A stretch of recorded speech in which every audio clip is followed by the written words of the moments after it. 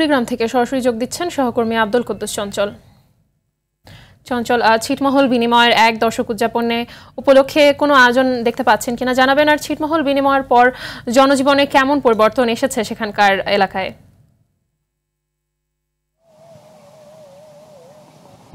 মাহবুবা যেমনটি বলছিলেন যে ছিটমহলগুলো কিন্তু বিনিময়ের আজ ১০ বছর ২০১৫ সালের এই দিনেই কিন্তু ছিটমহলগুলো বিনিময় হয়েছে।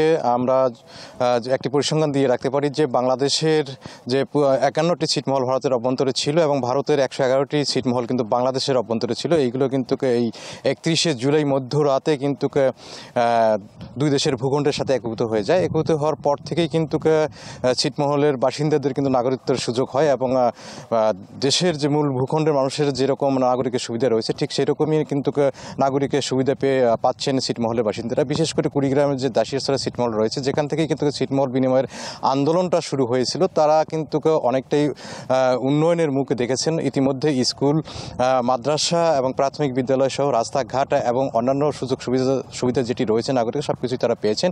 তারপরে তাদের কিন্তু একটি দাবি রয়েছে, তাদের কিন্তু এখন দাবি রয়েছে যে দাসিয়াছড়া ছিটমহলটিকে আলাদা একটি ইউনিয়ন যাতে করা হয়, এরকমটাই কিন্তু সরকারের কাছে তাদের দাবি রয়েছে।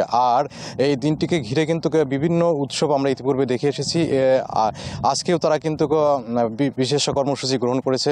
ছিটমহলের নেতারা যেটি জানিয়েছেন যে রাত ১২টার পরে তারা ৬৮টি মোমবাতি জ্বালিয়ে ৬৮ বছরের গ্লানি দূর করার যে প্রক্রিয়া ছিল তাদের সেটি করবেন এবং মশাল প্রজ্বলন করবেন, পাশাপাশি আনন্দ র্যালি করবেন এবং আগামীকাল সকালে গ্রামীণ খেলাধুলার মধ্য দিয়ে এই দিনটি উদযাপন করবেন তারা। তো এই ছিল আমার কাছে সর্বশেষ খবরাখবর।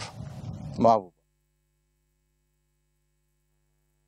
ধন্যবাদ আপনাকে।